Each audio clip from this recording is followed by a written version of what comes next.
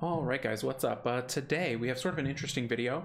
I had some questions after watching. I've been watching the SWC Championships, and this is the Group A bracket for the America's Cup. So you've got Drmzjoseph, Fallpanda for match 1, then Thompsin Invictus match 2. They go from 4 down to 2. We've all seen it. We know how it worked out.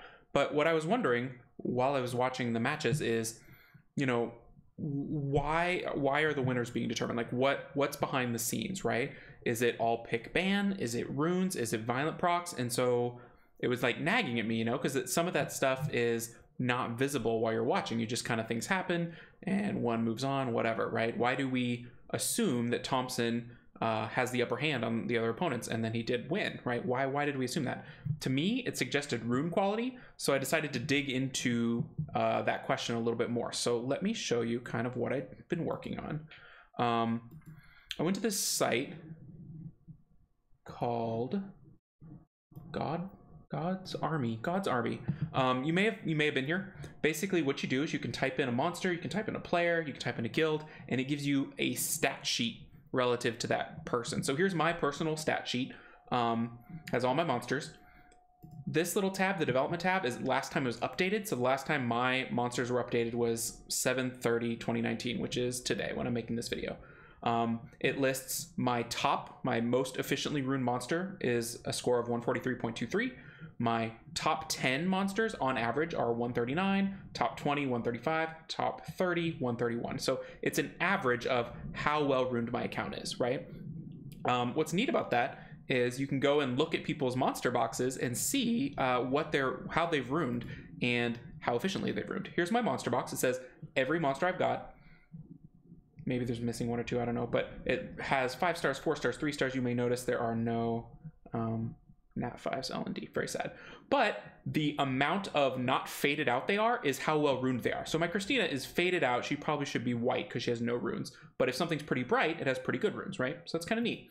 Click on monster details and it ranks that player's monster by how well runed they are. So here's my Vanessa. It's my most well-runed monster. You can see it has 31,000 hit points, 1,400 attack, 1,400 defense, 218 speed, 34 crit, 154 crit damage, 20 accuracy, and 40 resistance on violent will. It also has ruined speed, crit damage, HP. You can see that there. Shows how many of its skills it has. It has 12 of 12. Good job double mounting Vanessa for me.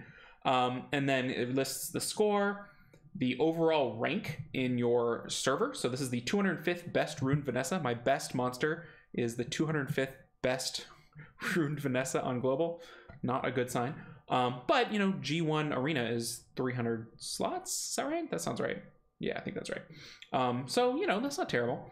But my rank out of all servers is 1,200. So, yeah, that's not great. Because everybody's ruining their Vanessas really well, and mine is the 1,200th best runed Vanessa.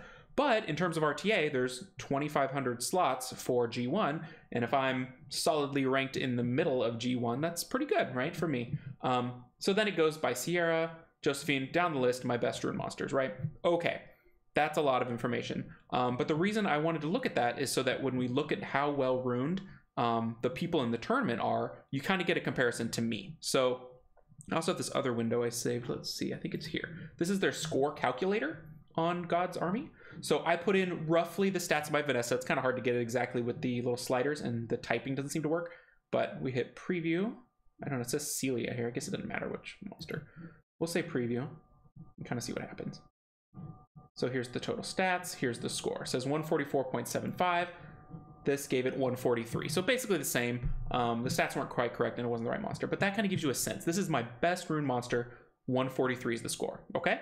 Okay. Now, let's look at how well runed people in the tournament were. I went through their profiles and just copied down the data. So we've got Drmzjoseph, Fallpanda, Thompsin, and Invictus. So I highlighted in green the 2 winners of the bracket, Drmzjoseph and Thompsin. Their top mon, it's interesting, Invictus has the best rune monster in the game. And it happens to be his Sierra, which he actually got to play with, which is pretty amazing.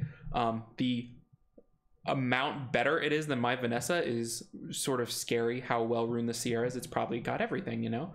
But I think the most relevant stat to look at is their top 10 monsters, this category right here, because your monster pool for RTA is probably right around 10 monsters. You'll have a few more edge picks, but your core should be right around 10. So My top 10 is 139.46 as a comparison for me. Then interestingly enough, they're pretty close, but Fallpanda's rune quality kind of lags behind the rest of the field.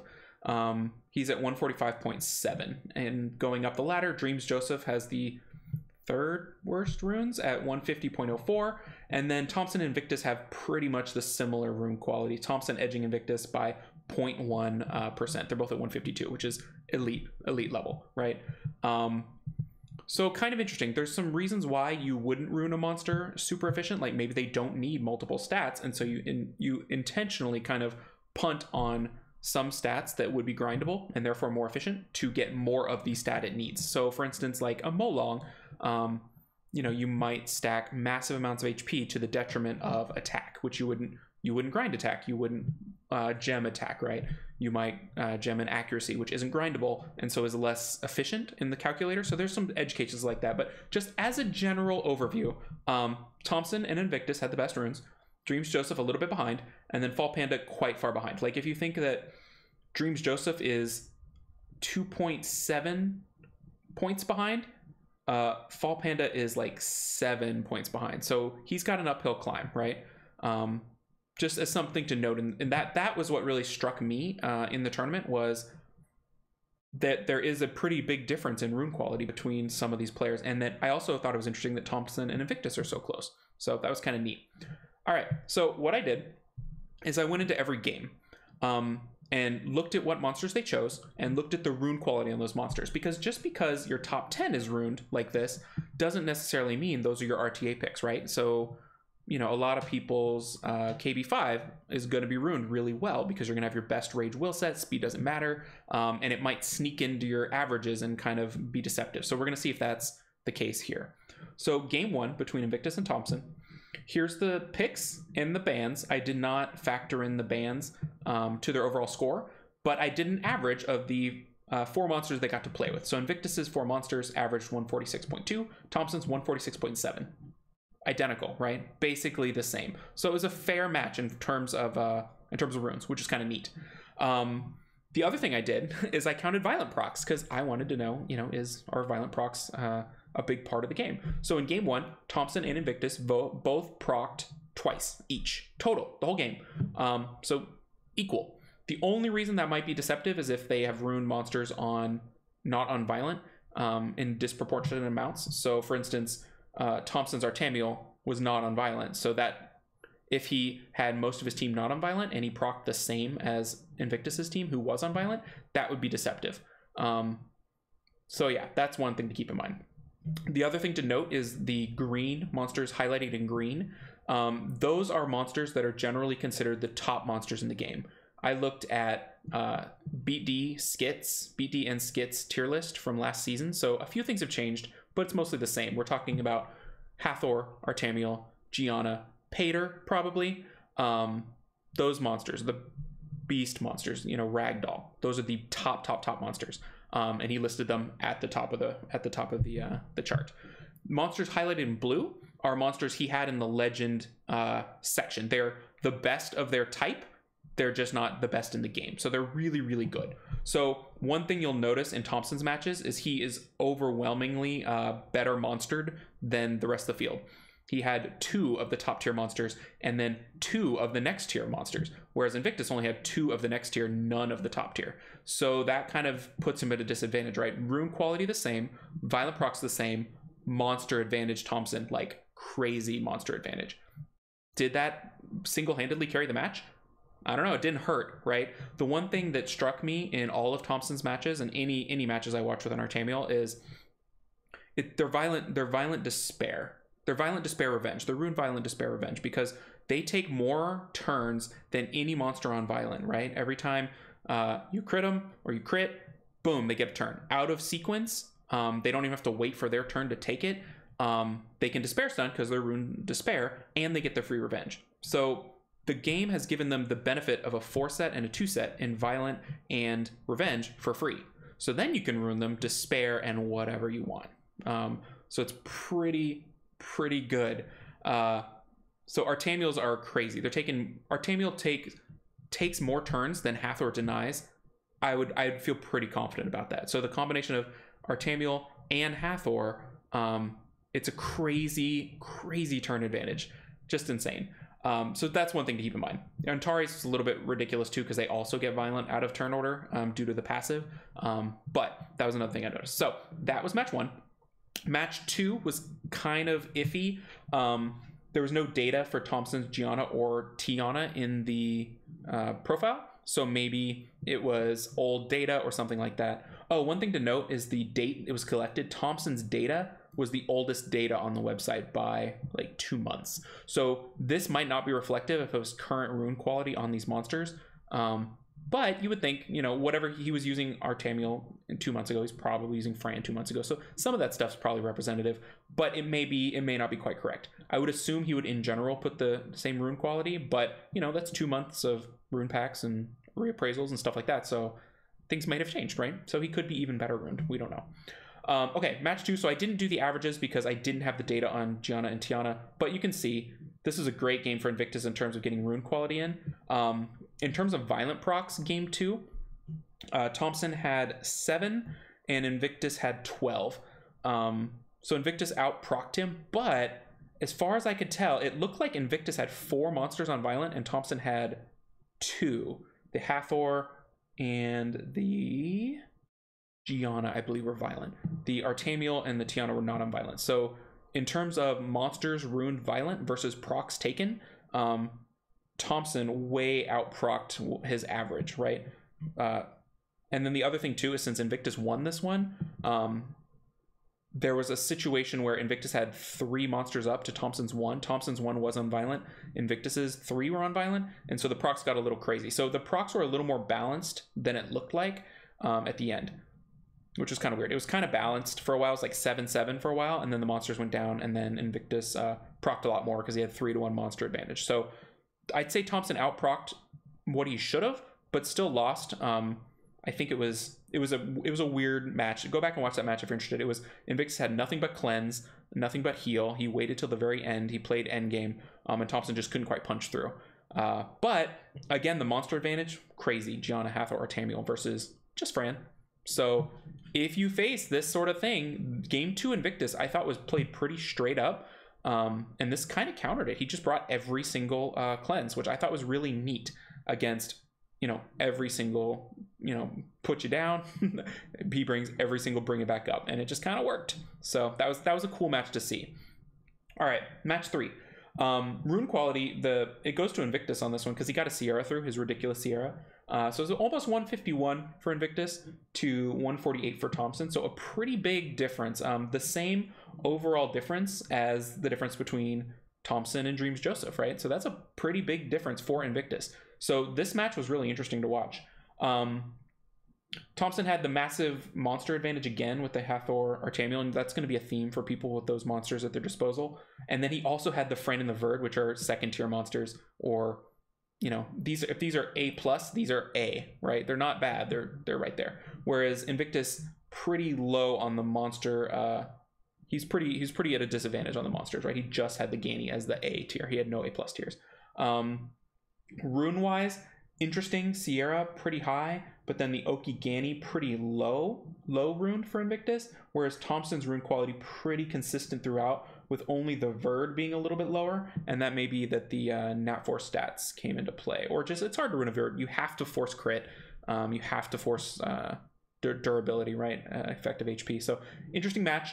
Thompson ended up winning it and went to the winner's bracket, and Invictus played in the loser's bracket. So we're going to go look at that too. So the violent count was Thompson 2, Invictus 1. That's it, the whole match, which is weird because Thompson's Hathor is violent and Verd is violent, or it might have just been 2 Hathor procs. The Verd I didn't notice violenting like at all, so that might have been bad luck, or maybe on some other build. But the Antares and the Artamiel are not violent, but they take like so many turns. Oh my gosh, they take so many turns. Okay, let's move down to Invictus's next matches, because I wanted to see what happened, right? This is Invictus versus Drmzjoseph, and you can see here's the rune quality here. We've got Invictus at 152, Drmzjoseph at 150. And then here's how the matches played out. Much more balanced on the monsters. you'll see there's only one premium monster chosen in both matches. Drmzjoseph did win both matches, but he picked on average better rune monsters than Invictus game 1, and then close-ish game 2, but I wonder how that Rauk's ruined, because what I did game 2 is I just averaged these 3 monsters, and that's Drmzjoseph average. The Rauk isn't in his profile yet, so I would assume it's somewhere around here, but the rune gap is much less than it appears in their profile because of the monsters chosen. So interestingly, you know, looking at their top 10, Drmzjoseph averages a 150, Invictus averages a 152, but then in this match, Drmzjoseph averaged a 148, Invictus averaged a 147, 149. So, or that's really 148. So Invictus was off his average, his top 10 average, further off than Drmzjoseph was. Drmzjoseph's top 10 are pretty representative of his rune set for his RTA monsters. So these are the stats. You can see his Water Monkey is runed ridiculously. And also Invictus's Triana is runed so good. Like watching those matches with that Triana, it was crazy. In the matches up here too with Thompsin, that Triana is really well runed. It hits like a truck. It doesn't really die. That was a cool monster to see throughout their play. But Drmzjoseph, you know, he's putting good runes on his fast, kind of violent monsters. His Raccoony, I'm not so sure about. That's a pretty low rune monster. That may be the worst rune monster we saw in the whole tournament. Oh, there's another Raccoony by Invictus. So maybe Raccoony just hangs out down there because you force stats into him because they're runed basically the same. So that's how that played out. I didn't bother counting violent procs in this because I felt like the exercise from game 1 or match 1, it was close enough that it wasn't egregious. Like I didn't feel like anyone won because of violent procs. I felt that this match was more determined by monsters than anything, you know? Like, it's weird. And, it, you know, Make It a Bud, you know, he makes a point of saying overtuned monsters.